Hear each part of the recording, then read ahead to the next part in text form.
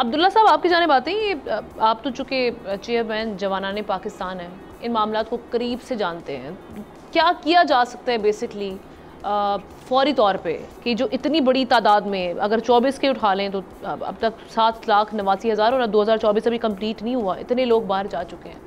ये डिप्रेशन या ये जो इस वक्त एक मायूसी का माहौल है, इसको कैसे ओवरकम किया जा सकता है फौरी तौर पे? देखिए, ओवरकम तो एक ही तरीके से किया जा सकता है कि आप उनके लिए अपॉर्चुनिटीज़ क्रिएट करें।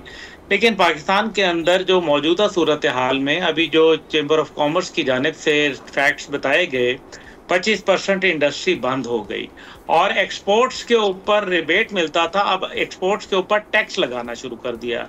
ये आप सिर्फ दूसरे मुल्कों से जाके कह रहे हैं कि जी आप इनको, हमारे बच्चों को, बच्चियों को जो है वो दाखिले दें, ये ऐसी फजूल बातें हैं।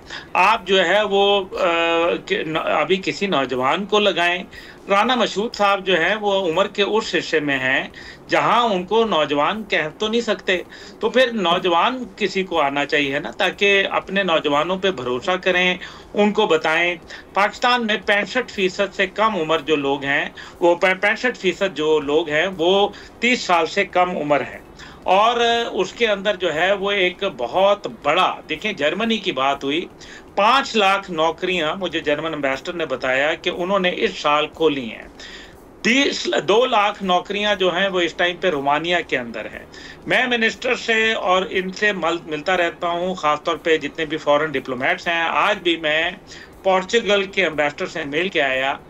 अब जो वो 1 साल के बाद सिर्फ इंटरव्यू की जो दरखास्त है, यानी कि अपॉइंटमेंट, वो दे रहे हैं।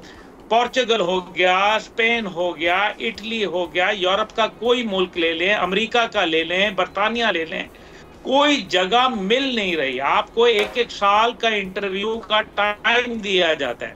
यानी कि इस लेवल के ऊपर लोग अपने पैसे लगा रहे हैं, अपनी जायदादें बेच रहे हैं, उधार ले रहे हैं, घर बेच रहे हैं और अपने बच्चों को बाहर भेज रहे हैं। क्या वजह है? क्योंकि पाकिस्तान में जॉब्स नहीं है।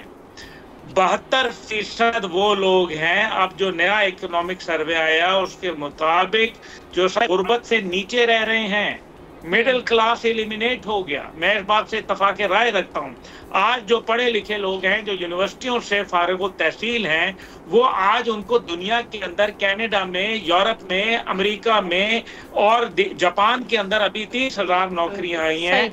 आप मुझे बताएं, वहाँ स्किल्ड लेबर चाहिए है, वहाँ लोगों को हुनरमंद चाहिए, टेक्निकल एंड वोकेशनल ट्रेनिंग को वहाँ तरजीह दी जाती है। आपके मुल्क में लाकानूनियत है, दहशतगर्दी जो है वो 60% बढ़ गई है। नौजवान को आपने क्या दिया? वक्त कम है, मैं अगले पैनलिस्ट से जाना आपने नौजवान, अभी अरशद जो हमारा जेवलिन थ्रो के अंदर जो लेके आया कौमी, एक बांस के जरिए वो बेचारा करता रहा और अभी यहाँ सारे लोग जो है वो क्रेडिट उसका लेने के बहुत गोल्ड मेडल तो हमने ही असल में लिया है, उसको सामने लेकर आना, ये एक बड़ा चैलेंज है। सब्सक्राइब करें और बेल दबाएं ताकि कोई खबर रह न जाए।